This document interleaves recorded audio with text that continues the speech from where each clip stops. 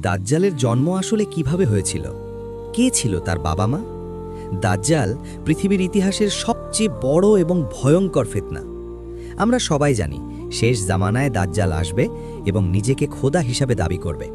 কিন্তু কখনো কি গভীরভাবে ভেবে দেখেছেন এই মহা বিপর্যয়ের শুরুটা ঠিক কোথা থেকে হয়েছিল? কে ছিল সেই নারী যার গর্ভে জন্ম নিয়েছিল মানব ইতিহাসের সবচেয়ে বড় এই প্রতারক? হাদিসের পাতা খুঁজলে দাজ্জালের জন্ম আর তার বাবা মাকে নিয়ে এমন কিছু গায়ে কাটা দেওয়া তথ্য পাওয়া যায় যা হয়তো আপনি আগে কখনোই শোনেননি। সময়টা আজ থেকে বহু শতাব্দী আগের। পৃথিবীর বুকে তখনও আধুনিক সভ্যতার আলো সেভাবে পৌঁছায়নি। চারদিকে রুক্ষ প্রান্তর আর বিশাল বালুচর। সব নবী ও রাসূলগণ তাদের নিজ নিজ উম্মতকে দাজ্জালের এই ভয়ঙ্কর ফিতনা সম্পর্কে সতর্ক করে গেছেন। কিন্তু এই দাজ্জালের শেকড় কোথায় লুকিয়েছিল? হাদিসের বর্ণনায় আমরা এক অদ্ভুত দম্পতির কথা জানতে পারি। এরা আর 10 জন সাধারণ মানুষের মতো ছিল না।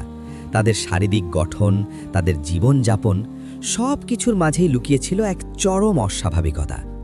নবীজি দাজ্জালের বাবা মায়ের যে নিখুঁত বর্ণনা দিয়েছেন তা শুনলে যে কারো মনে এক অজানা ভয়ের সৃষ্টি হবে।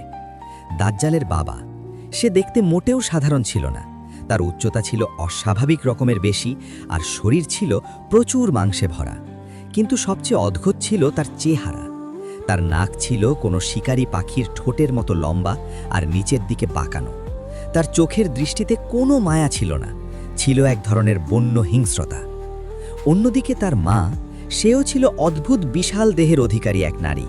তার শারীরিক গঠন সাধারণ মানুষের সাথে একেবারেই বেমানান ছিল। এই দুজন মানুষকে দেখলে মনে হতো পৃথিবীর সমস্ত অমঙ্গল যেন তাদের মাঝেই এসে জড়ো হয়েছে। এই অদ্ভুত দম্পতির জীবনে কোনো সুখ ছিল না। দীর্ঘ 30টি বছর তারা ছিল সম্পূর্ণ নিঃসন্তান। এই 30 বছর তাদের জীবনে যেন এক অভিশাপ হয়েছিল। কিন্তু প্রকৃতি যেন তাদের প্রতি ইচ্ছা করেই মুখ ফিরিয়ে নিয়েছিল। অথবা হয়তো মহান আল্লাহ তাআলার ফায়সালা এমনই ছিল। হয়তো পৃথিবী প্রস্তুত হচ্ছিল এক মহা প্রলয়ঙ্করী ফিতনাকে গ্রহণ করার জন্য। আর তাই প্রয়োজন ছিল দীর্ঘ এক নীরবতার। এই 30টি বছর ছিল যেন কোনো ভয়ঙ্কর ঝড়ের আগের চরম নিস্তব্ধতা। অবশেষে 30 বছর পর যখন এই দম্পতি প্রায় আশাই ছেড়ে দিয়েছিল, ঠিক তখনই এক অমঙ্গলজনক ছায়া নেমে এলো তাদের জীবনে। নারীটি বুঝতে পারল সে গর্ভবতী। কিন্তু এই গর্ভধারণ অন্য কোনো সাধারণ মায়ের মতো ছিল না। যেদিন থেকে এই ভ্রূণ তার জঠরে এলো, তার চারপাশের পরিবেশ বদলাতে শুরু করল। গর্ভাবস্থার প্রতিটি রাত সেই নারীর জন্য ছিল এক একটি বিভীষিকা। সে রাতে ঠিকমতো ঘুমাতে পারত না। তার মনে হতো পেটের ভেতর কোনো মানব শিশু নয়, বরং ভয়ঙ্কর কিছু একটা নড়াচড়া করছে। সে স্বপ্নে দেখত চারদিকে শুধু আগুন আর রক্ত। দেখত এক বিশাল একচোখা দানব পুরো পৃথিবীকে ধ্বংস করে দিচ্ছে। যন্ত্রণায় আর আতঙ্কে নারীটি প্রায় রাতের অন্ধকারে চিৎকার করে উঠত। তারা ঘুণাক্ষরেও জানত না তাদের নিজেদের ঘরেই তিল তিল করে বড় হচ্ছে পৃথিবীর সবচেয়ে বড় ফিতনা। অবশেষে ঘনিয়ে এলো সেই রাত। প্রকৃতি যেন আগে থেকেই থমথম করছিল। পশু পাখিরা আতঙ্কে স্তব্ধ হয়ে আছে। এমন এক অভিশপ্ত রাতে জন্ম নিল সেই 30 বছরের প্রতীক্ষিত শিশু। কিন্তু অদ্ভুত ব্যাপার হলো, জন্মের পর অন্য সব নবজাতকের মতো সে কেঁদে উঠল না। ঘরে কোনো আনন্দের বন্যা বয়ে গেল না, বরং পুরো ঘর এক হিম শীতল, গায়ে কাঁটা দেওয়া নিস্তব্ধতায় ডুবে গেল। পিতামাতা যখন প্রথমবারের মতো তাদের সন্তানের দিকে তাকালো, তাদের চোখে কোনো আনন্দ ছিল না, ছিল কেবলই এক বোবা আতঙ্ক। শিশুটির চেহারা ছিল ভয়ঙ্কর। তার দুটি চোখ সাধারণ মানুষের মতো ছিল না। একটি চোখ ছিল ফোলা, যেন আঙুরের মতো বেরিয়ে আছে, আর অন্য চোখটি ছিল একেবারে মাংসপিণ্ড দিয়ে ঢাকা, সম্পূর্ণ অন্ধ। তার গায়ের রং ছিল লালচে, আর মাথার কোঁকড়ানো চুলগুলো দেখে মনে হচ্ছিল যেন ছোট ছোট সাপ একে অপরের সাথে পেঁচিয়ে আছে। এই শিশুটি কাঁদত না, হাসত না। দিনের পর দিন সে নিস্তেজ হয়ে পড়ে থাকত। কিন্তু হাদিসের বর্ণনায় এসেছে তার চোখ ঘুমিয়ে থাকলেও তার অন্তর কখনোই ঘুমাত না। সে চারপাশের সব কিছু বুঝতে পারত।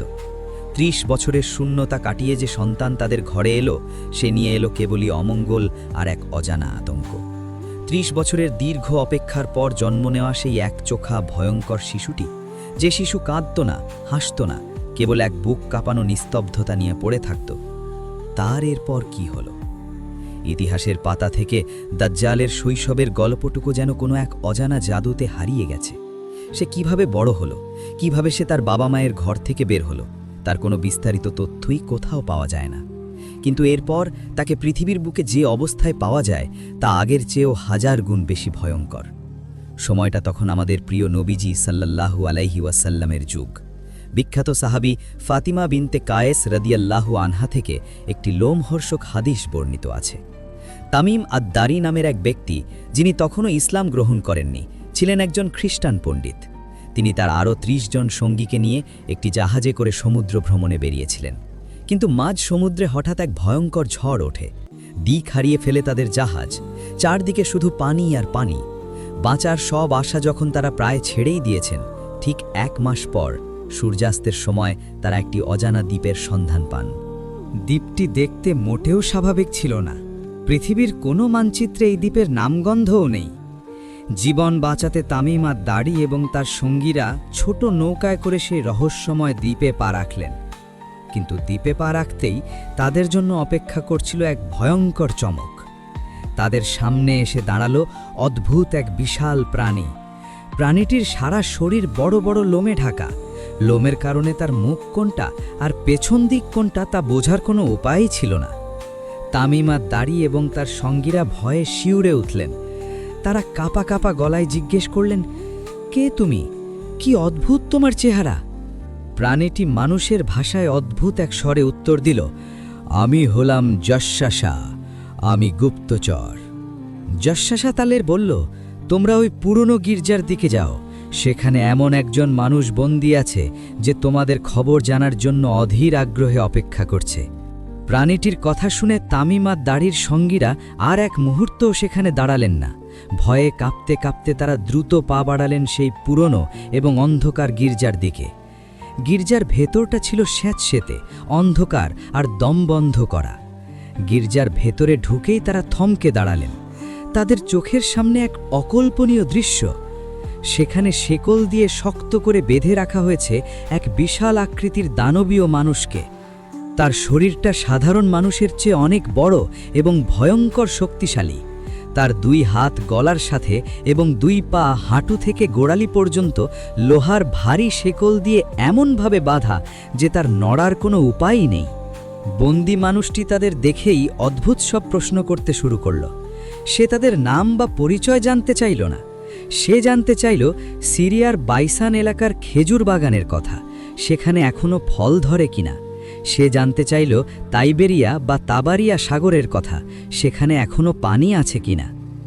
যখন তাকে জানানো হলো যে হ্যাঁ, সবকিছু এখনো ঠিক আছে, তখন সেই বন্দি মানুষটি এমন এক কথা বলল যা শুনে তামিম আদ-দারির রক্ত হিম হয়ে গেল। বন্দি মুচকি হেসে বলল, খুব জলদি তাবারিয়া সাগরের পানি শুকিয়ে যাবে, বাইসানের খেজুর গাছে আর ফল ধরবে না, আর ঠিক তখনই আমি এই শেকল থেকে মুক্তি পাব। আমি হলাম মসিহ দাজ্জাল, আমি বের হয়ে আসব। মক্কা আর মদিনা ছাড়া পৃথিবীর প্রতিটি কোণায় আমি ঘুরে বেড়াব। পৃথিবীর পুরো নিয়ন্ত্রণ আমি আমার হাতে তুলে নেব। এই ভয়ঙ্কর অভিজ্ঞতার পর তামিম আদ-দারি সেখান থেকে ফিরে আসেন এবং নবীজি সাল্লাল্লাহু আলাইহি ওয়াসাল্লামের কাছে এসে ইসলাম গ্রহণ করেন। তিনি পুরো ঘটনাটি নবীজির কাছে বর্ণনা করেন। নবীজি সাল্লাল্লাহু আলাইহি ওয়াসাল্লাম সব শুনে মসজিদে নববীতে সবাইকে জড়ো করেন এবং এই ভয়ঙ্কর সত্যটি পুরো মানবজাতির জন্য জানিয়ে দেন। হ্যাঁ, দাজ্জাল কোনো রূপকথার গল্প নয়। সে জন্মেছে, সে বড় হয়েছে এবং এই মুহূর্তে সে পৃথিবীরই কোনো এক অজানা দ্বীপে শেকলবদ্ধ অবস্থায় বন্দী আছে। দিনরাত সে অপেক্ষা করছে শুধু তার শেকল খোলার নির্দেশের জন্য। প্রিয় দর্শক, হাদিসে বলা সেই তাবারিয়া সাগরের পানি কিন্তু আজ সত্যিই শুকিয়ে যাচ্ছে। বাইসানের বাগানে আগের মতো আর খেজুর ধরে না। আলামতগুলো চোখের সামনে স্পষ্ট হয়ে উঠছে। দাজ্জালের মুক্তির সময় কি তবে ঘনিয়ে এলো? যে ফিতনা থেকে বাঁচার জন্য সমস্ত নবী রাসূলগণ আল্লাহর কাছে পানাহ চেয়েছেন, সেই চরম বিপদের মুখোমুখি হওয়ার জন্য আমরা কি আদৌ প্রস্তুত, নাকি আমরা এখনও দুনিয়ার মোহে অন্ধ হয়ে আছি? ভাবার সময় কিন্তু ফুরিয়ে আসছে।